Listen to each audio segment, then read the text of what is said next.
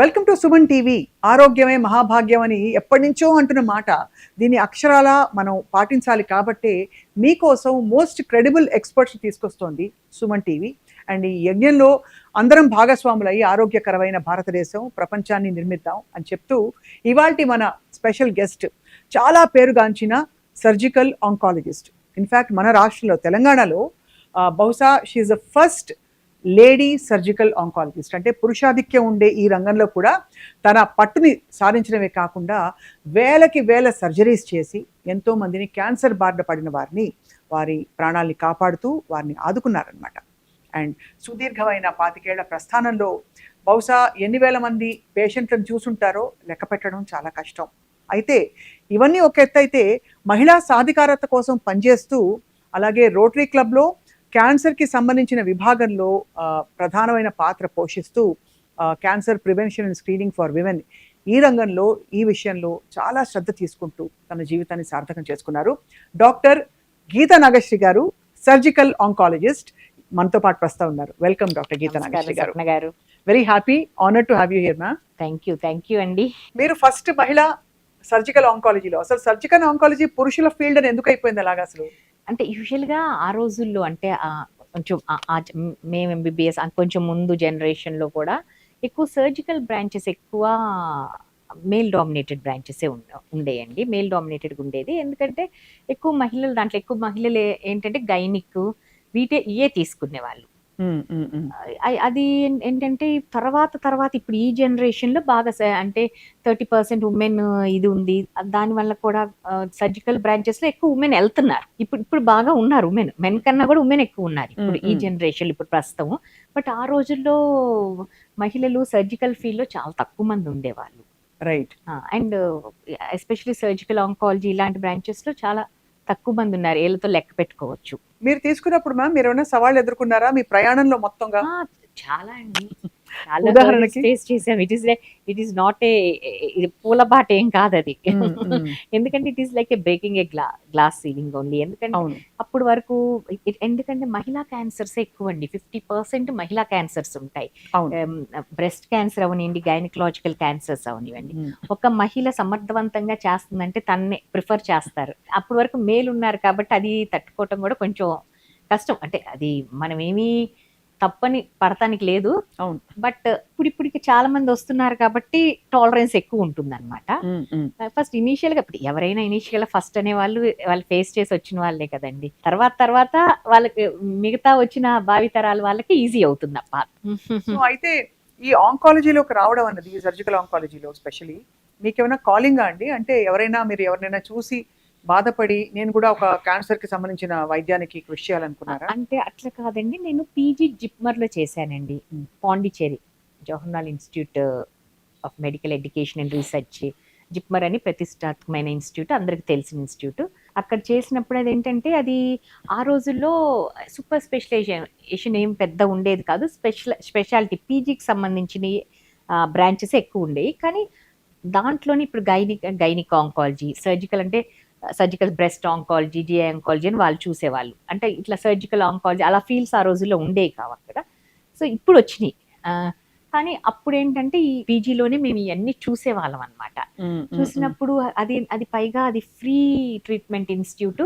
4 స్టేట్లలో నుంచి వచ్చేవాళ్ళు. అటు ఆంధ్రప్రదేశ్ నుంచి, ఇటు అదే తమిళనాడు నుంచి, కర్ణాటక నుంచి, అన్ని చోట్ల నుంచి వచ్చేవాళ్ళు పేషెంట్స్. పాండిచేరి యూనియన్ టెరిటరీ నుంచి. కాబట్టి చాలా కేసెస్ ఉండేవి. అండ్ అది ఛాలెంజింగ్గా ఉండేవి. అంటే ఎక్కువగా పువర్ పేషెంట్స్ కదా, అలా ఎస్పెషలీ సర్వైకల్ క్యాన్సర్లు, అది యంగ్ ఉమెన్, ఆ totally preventable cancer. Cervical cancer అనేది ప్యాప్స్మియర్ అనేది చేస్తే ఒక 10 ఏళ్ల పాటు ప్రీ క్యాన్సరస్ స్టేజ్ ఉంటుంది. అలాంటిది మన దేశంలో ప్రతి 8 నిమిషాలకు ఒక స్త్రీని కోల్పోతున్నాం ఆ క్యాన్సర్తో. ఆ వస్తాం కూడా 3rd స్టేజ్ 4th స్టేజ్లో వచ్చి వెరీ యంగ్ పీపుల్ అనమాట. అంటే ఫ్యామిలీస్ యంగ్ అనమాట. పిల్లలు 7-8 ఏళ్ళు 10 ఏళ్ళు అట్లా ఉంటారు వాళ్ళకి పిల్లలు.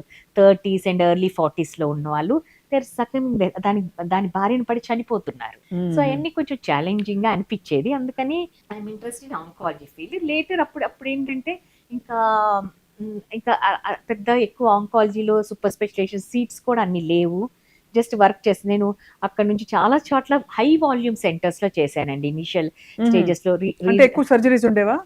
హై వాల్యూమ్ సెంటర్స్ లో all regional cancer, first regional cancer centre Thiruvananthapuram త్రివేంద్రంలో చేశాను. ఎందుకంటే అప్పుడు మా హస్బెండ్ శ్రీ చిత్రాలో చేసేవాళ్ళు, అందుకని పక్కనే ఇన్స్టిట్యూట్ అనమాట ఆర్సిసి త్రివేంద్రంలో, దాంట్లో చేశాను. తర్వాత ఇక్కడికి వచ్చాక ఎంఎన్జే క్యాన్సర్ హాస్పిటల్లో చేశాను. తర్వాత బసవతారకంలో చేశాను. తర్వాత మళ్ళీ కిద్వాయిలో చేశాను. ఇవన్నీ దేశంలో మొత్తం హై వాల్యూమ్ సెంటర్స్లో ఇనీషియల్ డేస్లో చేస్తాం మూలంగా చాలా వరకు అంటే హై వాల్యూమ్ సెంటర్ ఎక్స్పీరియన్స్ కూడా బాగా వస్తుందండి. రైట్. తర్వాత ఎంసీహెచ్ అన్ని చేసాకంటే అప్పుడు అన్ని సీట్స్ లేవు. But I was working always in surgical oncology only. I'm already consultant. But ఆ తర్వాత డిగ్రీ ఈజ్ వెరీ ఇంపార్టెంట్ అని అనుకొని ఇది రాస్తే ఎంట్రన్స్ సీట్ వచ్చింది. మళ్ళీ వెళ్ళి చేసి మళ్ళీ వచ్చాను 3 years. పట్టు వదలని గీతా నాగేశ్వరి గారు, చాలా బాగుందండి మీ ప్రయాణం. చాలా సార్థకంగా, ఐ థింక్ ఫుల్ఫిల్లింగ్ గా ఉంటుంది మీకు. చాలా అండి. అండ్ మోస్ట్ క్రిటికల్ కేసు ఏం సాల్వ్ చేశారు గీత గారు మీరు? బికాస్ ఆబ్వియస్లీ అంటే ప్రతి కేసు క్రిటికల్ అయ్యుండొచ్చు, బట్ ప్రాణాంతకంగా మారిన కేసుని మీరు సాల్వ్ చేసిన ఒక ఉదంతం డాక్టర్ గీతా అంటే నాగేశ్వరి గారు. ఎవ్రీడే చేస్తానే ఉంటామండి అలాంటి. ఎందుకంటే ఆల్ పేషెంట్స్, క్యాన్సర్ పేషెంట్స్ అందరూ కీమోథెరపీ తీసుకొని, ఇప్పుడు కూడా ఒక పేషెంట్ ఉంది ఛాలెంజింగ్ లాట్ ఆఫ్ కీమోథెరపీ తీసుకొని తర్వాత సర్జరీ చేసి ఓవేరియన్ క్యాన్సర్ పేషెంట్, తర్వాత సర్జరీ అయిపోయాక మంచిగా డిశ్చార్జ్ చేసి మళ్ళీ బోన్ మ్యారో సప్రెషన్ ఉంది, దాన్ని కీమోథెరపీ ఏజ్ ఉంది, ఏజ్ వలన ఒక్కోసారి బోన్ మ్యారో సప్రెషన్స్ వస్తాయి, మళ్ళీ కౌంట్స్ అన్ని తగ్గిపోయి ఇన్ఫెక్షన్ వచ్చి వాళ్ళు అన్ని బయటికి తీసుకురావాలంటే ప్రతి క్షణం కూడా మనం జాగ్రత్తగా చూసుకుంటూ ఎవ్రీథింగ్ కరెక్ట్ చేస్తే తప్ప వాళ్ళు బయటికి రారండి. ప్రతి రోజు కూడా ఛాలెంజింగే మాకు. ఎందుకంటే ఈ పేషెంట్స్ అందరూ ఎస్పెషలీ ఏజ్ ఉంటుంది పేషెంట్స్కి, క్యాన్సర్ పేషెంట్స్కి, బికాజ్ ఓల్డ్ అయిన కొద్ది క్యాన్సర్ ఇన్సిడెన్స్ ఎక్కువ ఉంటుంది. అండ్ అదే కాకుండా ఇమ్యూనో సప్రెషన్ అంటే ఆల్రెడీ కీమోథెరపీ తీసుకొని ఉంటారు. కీమోథెరపీ తీసుకున్నప్పుడు కొంతవరకు ఆ కీమోథెరపీ ఎఫెక్ట్ ఇలానే బోన్ మ్యారో మీద ఇమ్యూనిటీ సిస్టమ్ని డౌన్ చేస్తుంది అనమాట. అప్పుడు వాళ్ళు ఎక్కువ ఇన్ఫెక్షన్స్ వచ్చే ఛాన్సెస్ వీళ్ళకి ఎక్కువ ఉంటాయండి. సో ఇవన్నీ ప్రతి కేసు కూడా ఛాలెంజెస్. ఇప్పుడు సర్జరీ అప్పుడు కూడా మేజర్ సర్జరీస్ ఉంటాయి అనమాట. ఒక్కోసారి చాలా డిసీజ్ ఉంటుంది. ఎస్పెషలీ ఓవేరియన్ క్యాన్సర్ సర్జరీస్ చాలా ఛాలెంజింగ్ అండి. మొత్తం పొట్టంతా పాకిపోయి ఉంటుంది అనమాట. అది ఓపెన్ చేసి ఫస్ట్ అసలు మనం ఏలు కూడా మన చేయి కూడా దూర్చినంత డిసీజ్ ఉంటుంది. అంటే ఏమవుతుంది అంటే డిసీజ్ అంటే బాగా ఇన్ఫెక్ట్ అయిపోయి ఉంటుందా? మొత్తం ట్యూమర్ అంతా మొత్తం స్ప్రెడ్ అయ్యి ఒమెంటమ్ అని పొర ఉంటుందండి. పల్చగా మామూలుగా అందరికీ ఫ్యాట్ పొర ఉంటుంది అనమాట. ఇంటెస్టైన్ నుంచి ఆ పొర ఇట్లా ప్రొటెక్టివ్ పొరలాగా ఉంటుంది అనమాట. దాని మీద ఆ పొరంతా ట్యూమర్ చేరుకొని కేక్ లాగా ఫామ్ అవుతుంది. మొమెంటల్ కేకింగ్ అంటారు. అసలు ఫస్ట్ ఓపెన్ చేసినప్పుడు అబ్బా ఇది చేయగలమా అనే ఇది వస్తుంది. బట్ లోపల వెళ్ళి పెర్సెవరెన్స్ అనమాట. అంతా నెమ్మది జాగ్రత్తగా అన్నీ చేసుకుంటా వెళ్ళి at the end of the surgery మొత్తం డిసీజ్ తీసేస్తే అది చాలా గ్రాటిఫైయింగ్ ఉంటుందండి. మనకు అసలు ఆనందం డిఫరెంట్. అంటే మీరు లిటరలీ ఉండి చూసుకుంటూ తీసేయాలి.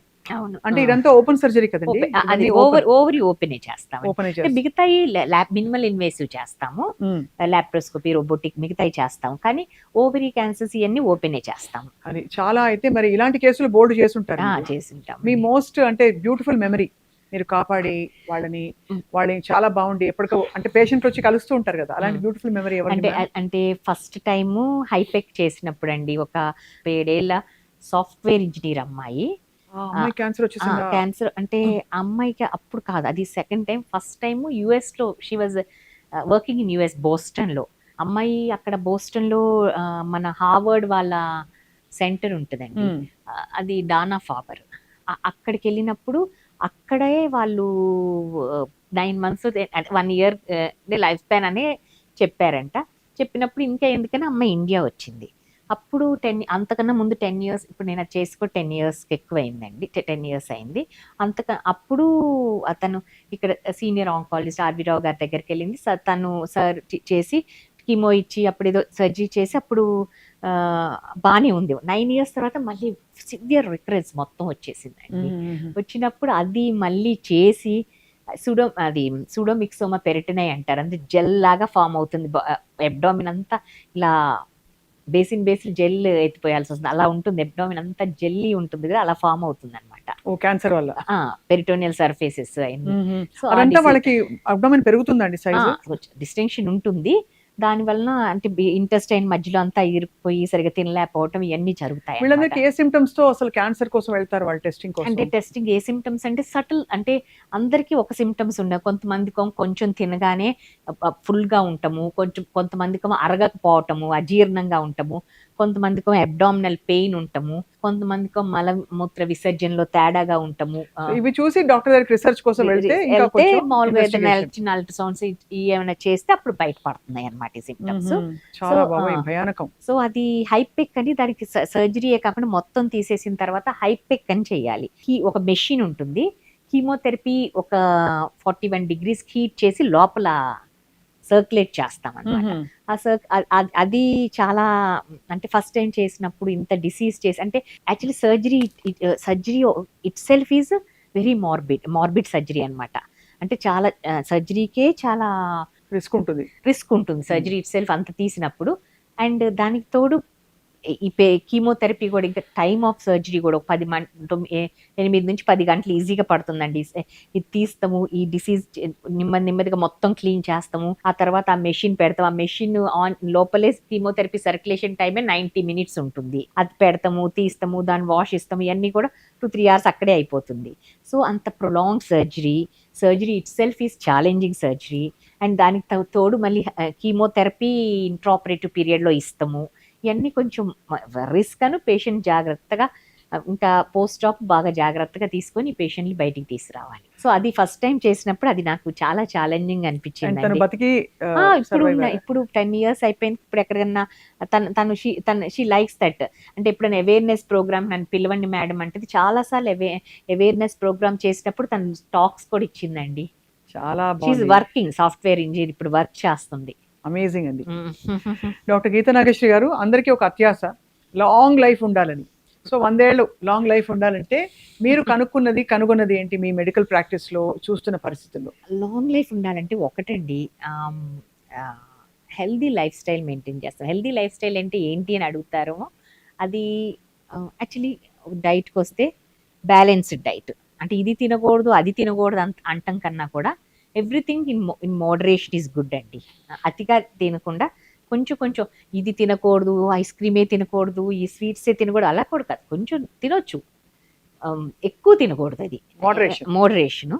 అండ్ ఎక్కువగా పండ్లు కూరగాయలతో కూడిన ఆహారం, ఫ్రూట్స్ అండ్ వెజిటబుల్స్ అని మనం చెప్తాం. ఫ్రూట్స్ ఓకేనండి. ఈ మధ్యకాలంలో మా ప్రేక్షకులందరూ అడుగుతున్న question, Suman TV viewers, fruits తింటే షుగర్స్ కదా, ఫ్రక్టోస్ కదా, డైరెక్ట్ గా కన్వర్ట్ అయిపోతుంది. అంటే షుగర్స్ అంటే కొన్ని అంటే డయాబెటీస్ ఉన్న వాళ్ళు కొన్ని ఫ్రూట్స్ జాగ్రత్తగా తినాలండి. డయాబెటీస్ ఉన్న వాళ్ళు, కిడ్నీ డిసీజెస్ ఉన్న వాళ్ళు, పొటాషియం కూడా ఉంటాయి కదా ఎక్కువ ఫ్రూట్స్ లో, కొంచెం పొటాషియము, కొంతమంది రీనల్ డిసీజెస్ ఉన్న వాళ్ళకి పొటాషియం ఎక్కువయ్యే అవకాశం ఉంటుంది. సో అలా ఉన్న వాళ్ళు కొంచెం ఏ ఫ్రూట్లో ఏది ఉంటుందో కొంచెం చూసుకొని తినాలి. అదర్వైజ్ ఫ్రూట్స్ మంచిదండి తినడానికి. అండ్ కూరగాయలు, అన్ని రకాల కూరగాయలు మంచిది. అలా నాన్ వెజ్ తినకూడదని కాదు, మోడరేషన్లో తినొచ్చు. యాక్చువల్లీ మన ఇండియన్ కల్చర్ తీసుకుంటే అది ఫాలో అయితే ఇంకా ఏమీ అవసరం లేదండి. మనం age old grand mass kitchen అంటాం కదా, వాళ్ళు ఆ రోజుల్లోనే ఎంత అద్భుతంగా ఏది మంచిది, మనకి ఏది మంచిది కాదు అని. నాన్ వెజ్ ఎవ్రీడే ఉండేది కాదు. నేను అడగబోతున్నాను, ఆ రోజుల్లోనండి సండే నాన్ వెజ్ అని ఉన్నట్టు చెప్పారు. నేను I grow up vegetarian completely. So but తినే వాళ్ళని అడిగితే చెప్పేవారు. ఇప్పుడు అంటే ఏదో అందరూ రోజు తింటే అలా అలవాటు అయిపోయింది. కానీ అప్పుడు వారానికి ఒకరోజు, అంటే ఎవ్రీథింగ్ ఇన్ మోడరేషన్. వారానికి ఒకరోజు నాన్ వెజ్ తినమనే వాళ్ళు, నాన్ వెజ్ వారానికి ఒకరోజు చేసేవాళ్ళు. మిగతా టైపు మంచి వెజిటేబుల్స్, ఫ్రూట్స్ ఆహారం ఉండేది. అండ్ అదర్వైజ్ ఆల్సో అన్ని కూరల్లో స్పైసెస్ కానీ అన్ని దే ఆర్ వెరీ గుడ్ అండి. Lot of spices contains antioxidants. And especially మనం అసలు మాకు ఆంకాలజీ సంబంధించి ఒక బుక్ ఉంటుంది, బైబుల్ లాగా, డివిటా అని. దాంట్లోనే ప్రిస్క్రైబ్ చేశారు వన్ థింగ్ విచ్ హ్యాస్ అదే ఈ క్యాన్సర్ది అరకట్టే లక్షణం ఉన్న ఒకటి ఏంటంటే కర్క్యూమిన్ అని ఇచ్చారు. Curcumin is part of our food for age old కదండి. పసుపు లేకుండా మనం ఏమీ వండుకోము. సో ఆ తర్వాత ఇలా scientific గా వచ్చిన తర్వాత వెస్టర్న్ లో ఈ కర్క్యూమిన్ టాబ్లెట్స్ తయారు చేసి అవి తింటాం మొదలు పెట్టారు. ఇమ్యూనిటీ బాగా పెంచుతుందండి. అండ్ మనకు అసలు it is part of our food. అది లేదు, పసుపు లేని ఏమి వండుకోం మనము. సో అట్లా మన మన ఫుడ్ అంతా చాలా సైంటిఫిక్ బేసిస్ మీద ఉంటుందండి. కానీ ఇప్పుడు ఏంటంటే ఇప్పుడు పిల్లలు ఏంటి ఈ జనరేషన్ అయి నచ్చక ఫాస్ట్ ఫుడ్స్కి వెళ్తాము. ఇది అలా అంటే హ్యాజ్ ఎ లేడీస్ మనం it is our duty to మన వరకు అయితే కొంచెం ఈ ట్రెడిషన్ ఫాలో అవుతున్నామండి. మన పేరెంట్స్ గ్రాండ్ పేరెంట్స్ వచ్చిన ఆహార అలవాట్లే మనకు ఉన్నాయి. బట్ అది మన ఫ్యూచర్ జనరేషన్ కూడా అలవాటు చేస్తాం అనేది మన బాధ్యతగా ఉండాలి. ఎందుకంటే వెళ్తూ వెళ్తూ అక్కడ అలాగ ఒక పెద్ద కాఫీ బ్రాండ్ దగ్గర ఆగి, స్టార్ బక్స్ దగ్గర ఎక్కడో ఆగి ఒక క్యారమల్ లాటే, ఒక క్యారమల్ క్యాపుచినో తాగితే అది ఈజీగా 300 పైన క్యాలరీస్ అండ్ అన్ని అడిషన్స్ తో పాటు వచ్చేసింది. సో అది నార్మల్ అయిపోయింది. ఇదివరకు ఏంటి వారానికి ఒకసారో 10 రోజులకు ఒకసారో బయటకు అలా వెళ్ళేవాళ్ళు. అండ్ సో మీరు అన్నట్టు లైఫ్ స్టైల్ చాలా మారిపోయింది. లైఫ్ స్టైల్ అండ్ ఎక్సర్సైజ్ ఒకటి ఇంపార్టెంట్ అండి. ఎవ్రీ పర్సన్ అంటే ఎక్సర్సైజ్ కూడా అంటే ఎవ్రీడే మ్యారథాన్స్ రన్ చేస్తాం ఏం అవసరం లేదండి. ఎవ్రీడే ఇంతని ఒక 3 kilometres 5 kilometres at least 3 to 4 days in a week చేసినా కూడా సరిపోతుంది ఎక్సర్సైజ్. అండ్ ఏదన్నా సమస్య వస్తే వెంటనే డాక్టర్ని సంప్రదిస్తాం అనేది నేర్చుకోవాలి. అది అలానే తగ్గుతుందిలే, అది ఏం లేదులే. మోస్ట్ ఆఫ్ ద ఇండియాలో ఈ క్యాన్సర్స్ కానీ ఏ డిసీజ్ అయినా కానీ 70% కొంచెం లేట్గానే వస్తున్నారు. అంటే across all walks of life.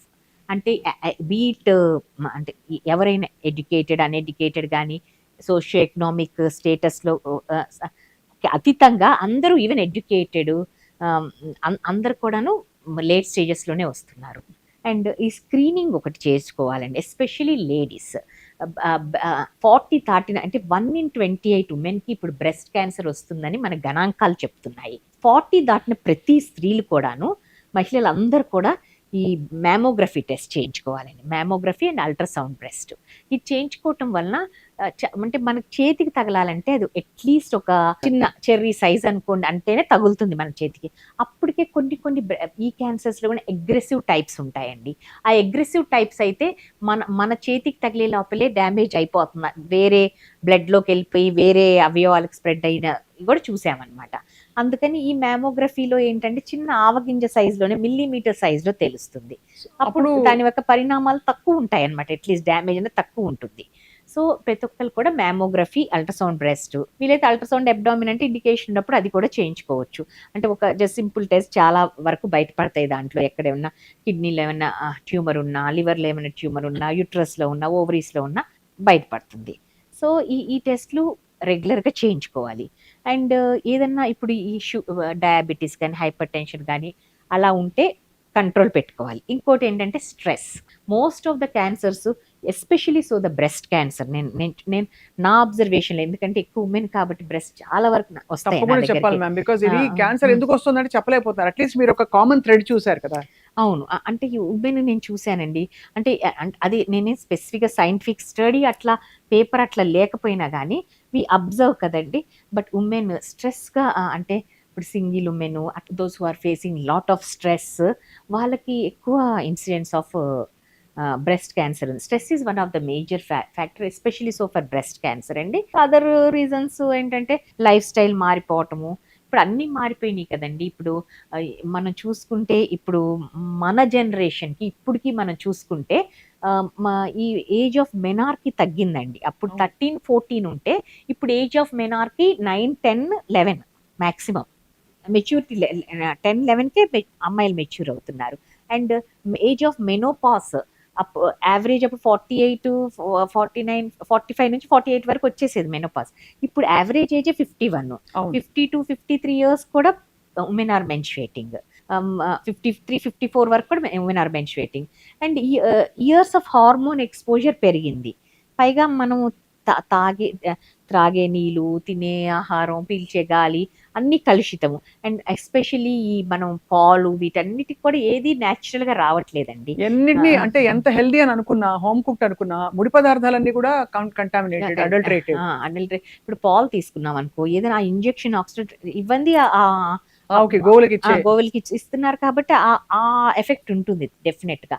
And even meet, మనం తినే మీట్లో కూడా అన్ని hormone driven.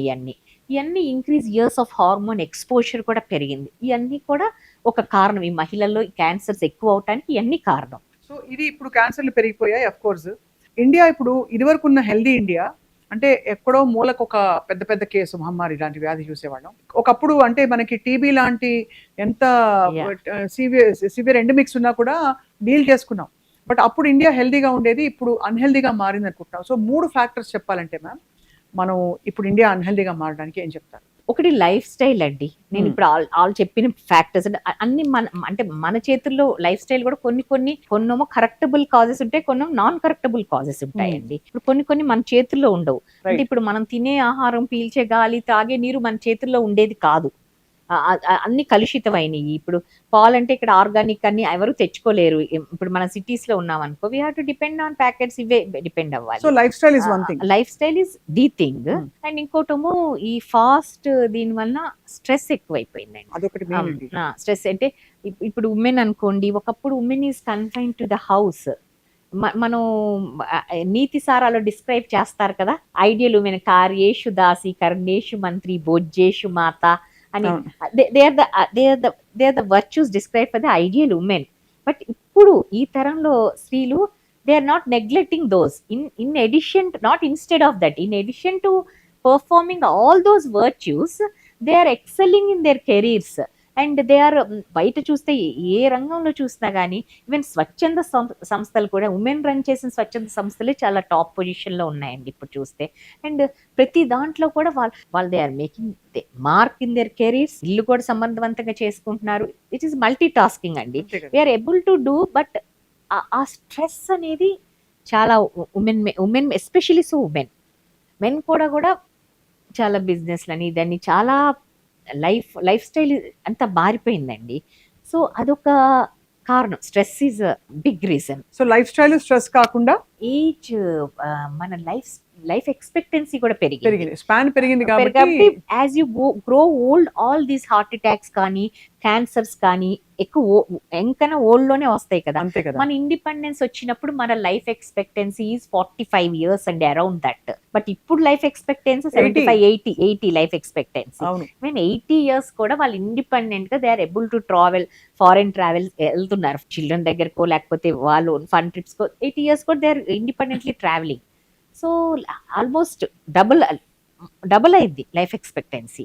So as you grow old, all these things are common only. చాలా ఐ థింక్ కరెక్ట్ గా మీరు చెప్పినట్టు అన్ని మన స్పాన్ పెరుగుతున్న కొద్దీ సమస్యలు కూడా పెరుగుతాయి. దాని మేనేజ్మెంట్ కూడా బాగా ఇప్పుడు సమర్థంగా మనం ముందుకు తీసుకెళ్తున్నాం, సమర్థవంతంగా. డాక్టర్ గీతా నాగేశ్వరి, మీరు ఇందాక ఇంట్లో నేను నాలాంటి వాళ్ళు, మనలాంటి వాళ్ళు ఎవరైనా వర్కింగ్ విమెన్ ఇవాళ వంట చేద్దామని చెప్పి మనం వెళ్తాం. అరే ఇంట్లో పసుపు అయిపోయింది, ఎండుకుంది. ఇదివరకైతే ఊళ్ళలో పసుపు కొట్టి తీసుకొచ్చేవాడు, పసుపు ఊరి నుంచి పసుపు, కారం, బియ్యం అన్ని వచ్చి. ఇప్పుడు ఆ ఫెసిలిటీ లేదు అందరికి. షాప్కి వెళ్తాం, ఒక పేరుగాంచిన బ్రాండ్తో పసుపు తీసుకుంటాం, కారం తీసుకుంటాం. నేను ఈ బ్రాండ్ చూపించట్లేదు, బట్ టిపికలీ వీటిలో, మీరు ఆంకాలజిస్ట్ కాబట్టి, వీటిలో ఏంటంటే మనకి కల్తీ ఫుడ్ కలర్ ఒకటి, రెండోది అవి ప్రిజర్వ్ అవ్వడానికి లెడ్ కలుపుతున్నారు అని చెప్పి చాలా మనం వింటూ ఉంటాం. So tell us about this ma'am. దీని ప్రభావం ఎలా ఉంటుంది? ఇక్కడ రోజు వాడతాం పసుపు, మనం కారం కూడా రోజు వాడతాం. పసుపులో కూడా curcumin content is very important అండి. మన ఇక్కడ గ్రో అయిన దానికన్నా కూడా మాకు నార్త్ ఈస్ట్ నుంచి పంపుతారు. నార్త్ ఈస్ట్ లో ఉన్న ఆ పసుపులో కర్క్యూమిన్ కంటెంట్ చాలా ఎక్కువ ఉంటుంది. ఇక్కడ కూడా కొన్ని పాకెట్ ఆఫ్ ఏరియా అరకులో ఉంటుంది, దాంట్లో ఇక్కడికన్నా బెటర్, కానీ అది కూడా అంత కాదు. నార్త్ ఈస్ట్ లో గ్రో అయిన పసుపులో కర్క్యూమిన్ చాలా ఎక్కువ ఉంటుంది. That is also very important. Curcumin is the one thing which prevents cancer and all. So అదొకటి. అండ్ ఏదైనా కానీ మనం అంటే ఎంత FSSAI ముద్ర ఉన్నా కానీ, ఎంత క్వాలిటీ టెస్టింగ్ ఉన్నా కానీ మనకు తెలీదు. లెడ్ కంటెంట్ ఉన్నది మనకు తెలిసిందండి చాలా. అంటే తెలియదండి ఇది కాబట్టి అడల్ట్రేషన్ అంటారు. మనం ఇప్పుడు అవి వాడక తప్పదు కదండి. అన్ని ఇది కాకపోతే ఇంకోటి కూడా అవి వాడాల్సిందే కదా. అవును. కాబట్టి ఏం జాగ్రత్తలు తీసుకోవచ్చు అంటారు మన వంట చేసేటప్పుడు? అంటే వంట చేసేటప్పుడు జాగ్రత్తలు అంటే ఏమన్నా వీలైతే, అంటే మనకు అవకాశం ఉండి మనకుంటే అలా మనం ప్యూర్ ఇంగ్రీడియంట్స్ తెచ్చుకొని అవి చేయించుకోవటం, that is the one thing. అలాగే టెఫ్లాన్ కోటెడ్ ఈ నాన్ స్టిక్లు వీటి గురించి మీ అభిప్రాయం ఏంటి? వాటిలో కూడా అంటే కార్సినోజెనిక్ పదార్థాలు ఉంటున్నాయి అని అంటున్నారు. Good companies still we are using non stick, but age ఓల్డ్గా మనం మన ఇంట్లో మళ్ళీ కొంతమంది మట్టి పాత్రలకు కూడా దిగుతున్నారండి. మట్టి చాలా పాత్రలు మంది మంచివి కదా, చాలా మంది అంటే మళ్ళీ అంటే ఏదో అంటారు కదా, మళ్ళీ పాత. పాత కాలానికి అన్ని అన్ని మళ్ళీ దే ఆర్ గెటింగ్. మంచి ఏంటది ఇత్తడితో టిఫిన్ క్యారియర్లు, ఇత్తడి గిన్నెలో ఉండేది అమ్మ అన్నం చిన్నప్పుడు. అవును అవును అలాగే మీరు అన్నట్టు మట్టి పాత్రలో కూడా మనకి అవును ఏదైనా వండుకుంటే చాలా రుచిగా కూడా ఉంటుంది. మట్టి పాత్రలకి దిగుతారు కొంతమంది, ఇళ్ళలో వండుతున్నారు మట్టి పాత్రలు. బట్ అన్నిటికీ మన చేతుల్లో ఉండదు కదండి. మనం ఫాస్ట్ లైఫ్ లో we can take care of all these things. అంతే కదా. చాలా కానీ ఉన్న దానిలో మనం అవాయిడ్ చేయాలి, క్లీన్ ఫుడ్ తినే ప్రయత్నం అయితే చేయాలి. మీరు ఇంత బిజీ ఆంకాలజిస్ట్ గా ఉంటూ సర్జరీలు చేస్తారు రోజు, మీ ఆరోగ్యాన్ని మీరు ఎలా కేర్ తీసుకుంటారు? ఏం తింటారు మీ బ్రేక్ఫాస్ట్ కి? మీరేం జాగ్రత్తలు పాటిస్తారు? బయట తింటారా ఫుడ్? బయట తక్కువేనండి. అంటే బయట తక్కువ అంటే ఎప్పుడన్నా ఏదో పెళ్ళికి ఫంక్షన్స్కి వెళ్ళినప్పుడు వీల్ హ్యావ్ ఇట్. బట్ ప్రత్యేకంగా బయట రెస్టారెంట్కి వెళ్తాము అది తక్కువే. మేము ఎప్పుడు అనిపించదా ఫ్యామిలీతో బయటకు వెళ్ళాలి? ఒకేషన్ వస్తే మనకి ఏదొచ్చినా మనకి మన కల్చర్ లో ఫుడ్డే కదా మెయిన్. ఎప్పుడన్నా వెళ్తాము, అదేం కాదు, ఎప్పుడన్నా వెళ్తాము. కానీ ఇంట్లో కూడా ఎంజాయ్ చేస్తాము అందరం కలిసి ఫ్యామిలీతో. అండ్ ఇంకేంటంటే నేను నార్మల్ ట్రెడిషనల్ ఏజ్ ఓల్డ్ ఇంట్లో చేసే ఐల్ హ్యావ్. సో బాగా వర్షం పడుతుంది, మధ్యాహ్నం పూట బజ్జీలు పునుగులు మీ ఇంట్లో వేశారు, మీరు తింటారా? ఫ్రైడ్ ఫుడ్ అని అవాయిడ్ చేస్తారా? అది తింటామండి. ఎవ్రీథింగ్ మోడరేషన్ ఇస్ గుడ్ అని చెప్పాను, తినకూడదని ఏం లేదు. అలాగే ఎక్సర్సైజ్ చేస్తారా డాక్టర్ గీత నాగేశ్వరి? ఎక్సర్సైజ్ అంటే రోజు కుదరదు, కానీ కుదిరినప్పుడు చేస్తానని. అంత ముందు లేదు, దానివల్ల కొంచెం నాకు అనిపిస్తుంది. కేబిఆర్కి వెళ్తా ఉంటాను వీలైనప్పుడల్లా వాకింగ్కి. అక్కడే కొంచెం లేడీస్ అందరూ కొంచెం ఈ స్ట్రెచ్చింగ్స్ అవి చేస్తూ ఉంటాము. బాగుంది. ఐ థింక్ మీరు ఆరోగ్యంగా ఉంటే మీ పేషెంట్లు చూసి మిమ్మల్ని మీ చిరునవ్వును చూసి సగం జబ్బు తగ్గిపోతుంది. సర్జికల్ ఆంకాలజీలో ఇప్పుడు లేటెస్ట్ గా ఏం భరోసా వస్తుంది మనకి? ఎలాంటి క్యాన్సర్ వచ్చినా మనం క్యూర్ చేసుకోవచ్చు? అంటే ఏ క్యాన్సర్ వచ్చినా క్యూర్ చేసుకోవచ్చండి, ప్రొవైడెడ్ ఎర్లీ డయాగ్నోసిస్ ఉంటే. ఏంటంటే ఇప్పటికి ఈ క్యాన్సర్ రీసెర్చ్ మీద కానీ అమెరికాలో వీటి రోజుకి అంటే నెలకి ఒక కొత్త మాలిక్యూల్ వస్తాయండి. మన నోర్లు కూడా మ్యాప్స్ అని మిప్స్ అని వస్తూ ఉంటాయి అన్నమాట. We can't even remember. అట్లా నెలకి ఒక్కొక్క మాలిక్యూల్ వస్తుంది. అంటే అది ఒక మాలిక్యూల్ మార్కెట్లోకి రావాలంటే ఎంత రీసెర్చ్ చేశాక వస్తుందో, దానికి ఎంత స్పెండ్ చేయాలో, అంటే billions and trillions of dollars spend చేస్తున్నారు క్యాన్సర్ రీసెర్చ్లో. ఎంత స్పెండ్ చేసినా, ఎంత అత్యాధునికమైన ట్రీట్మెంట్ ఉన్నా కానీ, చికిత్స ఉన్నా కానీ, key to success, key to long term survival, key to cure in cancer is only early diagnosis. Right. Early diagnosis. ఇప్పుడు cancer all surgeries early diagnosis ఉంటే డెఫినెట్గా క్యూర్ రేట్స్ ఎక్కువ ఉంటాయండి. రైట్. మరి ఇంకొక ఫ్యాక్టర్ ఏంటంటే క్యాన్సర్లో tumour biology is the king అండి. Tumour biology very very aggressive ఉంటే మనం ఏమీ చేయలేం, అంటే ఎంత చేయలేం క్యాన్సర్ని. ఎంత కీమోథెరపీ ఇచ్చినా, ఎంత ఇచ్చినా కానీ biology is aggressive, we can't do anything.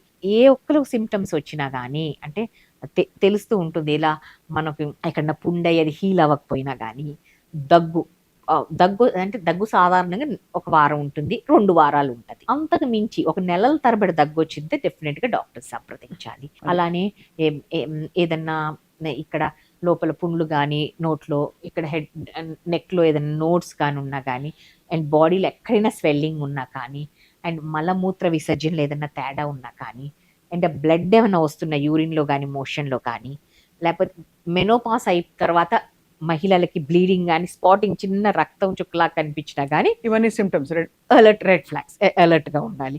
అలా ఏదైనా కొంచెం తినగానే పొట్ట ఫుల్గా ఉండటం కానీ, అజీర్ణంగా ఉండటం కానీ, పొట్ట ఉబ్బరంగా ఉండటం కానీ, పొట్ట ఉబ్బిపోవటం కానీ, ఇలాంటి సిమ్టమ్స్ ఎలాంటివి ఉన్నా కానీ వెంటనే డాక్టర్ని సంప్రదించాలి. అలానే రొమ్ములో గడ్డలు కానీ, కణితలు కానీ, చెనుమోల్లో చాలా మందికి సడన్ ఇచ్చింగ్ విపరీతంగా వస్తుంది బ్రెస్ట్ లో. ఇది చాలా మంది అడిగారు మమ్మల్ని. ఏదున్నా కానీ ఒకసారి డాక్టర్ని సంప్రదించి ఏమున్నా ఉందా అని నిర్ధారించుకోవటంలో తప్పేం లేదండి. ఎందుకంటే ఇప్పుడు బ్రెస్ట్లో గడ్డలు ఉన్నా కానీ అది 10% 10 to 20% క్యాన్సర్స్ అవుతాయి. మిగతా 80 to 90% బినైన్ లంప్సే.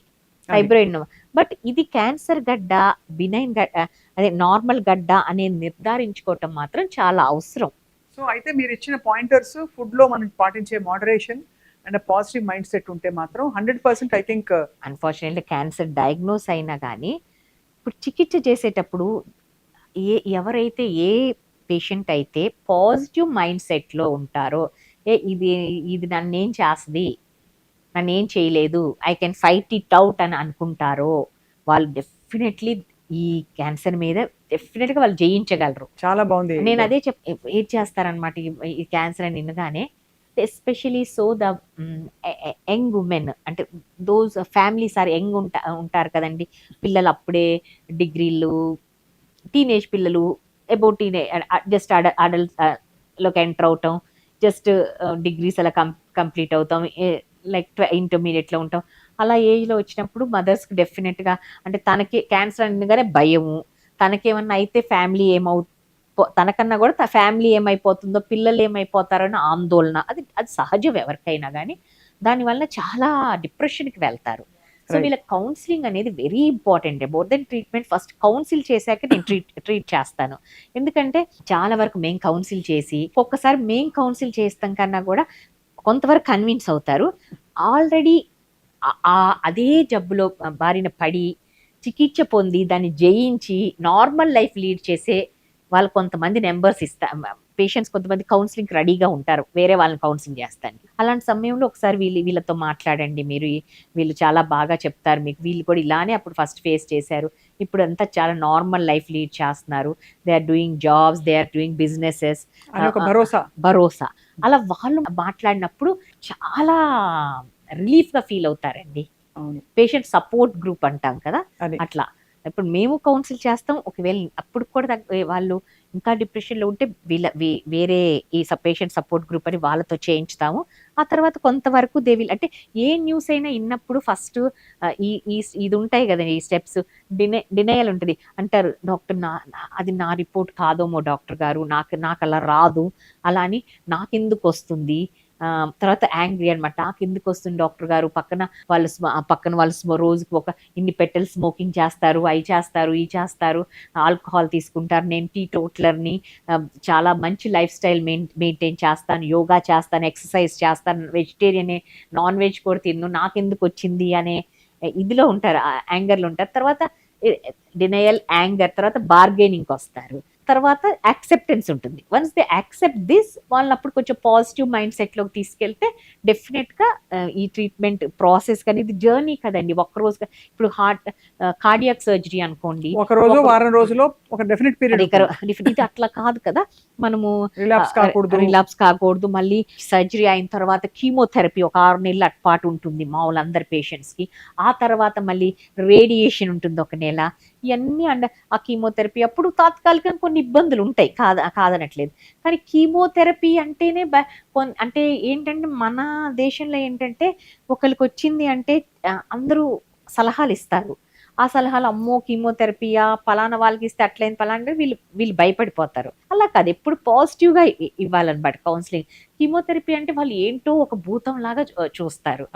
అది అంటే సర్జరీకైనా యాక్సెప్టెన్స్ ఉంటుంది, కానీ కీమో అనేసరికి చాలా మంది అంటే మనకి గతంలో విన్నవి జుట్టు ఊడిపోవడం, ఇలాంటివన్నీ విని దాని సైడ్ ఎఫెక్ట్స్ జుట్టు ఊడిపోవటం ఏముందమ్మా, మళ్ళీ థిక్గా వస్తుంది, ఎంతమంది తిరుపతి వెళ్ళి గుండు చేయించుకుంటే మళ్ళీ ఒత్తుగా వస్తుంది కదా, అలానే వస్తుంది. ఒక ఫ్యూ మంత్స్ అసలు మీరు స్టాప్ చేసిన ఎమ్మటే ఫ్యూ మంత్స్లో వచ్చేస్తుంది హెయిర్, మీరు బాగుంటే చాలు, hair is not a issue అంటే ఇంటారు. అప్పుడు వాళ్ళకి అర్థం అవుతుందండి.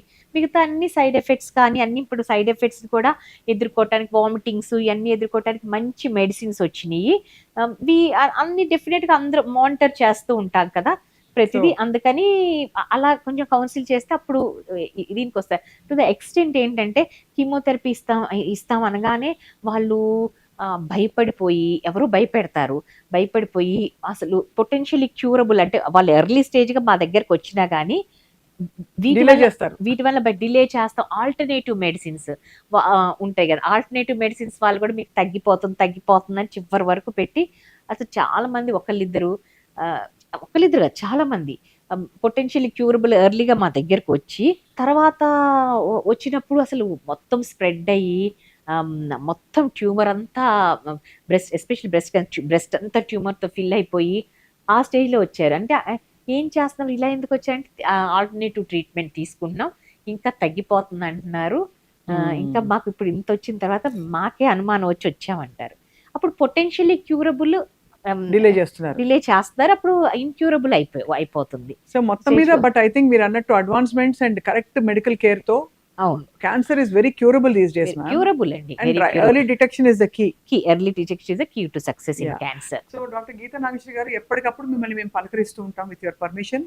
థ్యాంక్ యూ అండి. క్యాన్సర్ కి సంబంధించి క్రెడిబుల్ ఇన్ఫర్మేషన్ సుమన్ టీవీలో అందించడానికి, నాట్ జస్ట్ అబౌట్ క్యాన్సర్, మన లైఫ్ స్టైల్లో అన్ని వ్యాధులు ఇప్పుడు ముడిపడిపోయి బేస్ లైన్ ఇన్సులిన్ రెసిస్టెన్స్ నుంచి, డయాబెటీస్ నుంచి, సిండ్రోమిక్స్ అని, హైపర్ టెన్షన్ అని, ఇంకా రకరకాల కండిషన్స్ వస్తున్నాయి. అన్నిటి గురించి ఎప్పటికప్పుడు సుమన్ టీవీ వ్యూవర్స్ కి బెస్ట్ ఎక్స్పర్ట్స్ తీసుకొచ్చి మీకు మేము ఇన్ఫర్మేషన్ అందిస్తాం.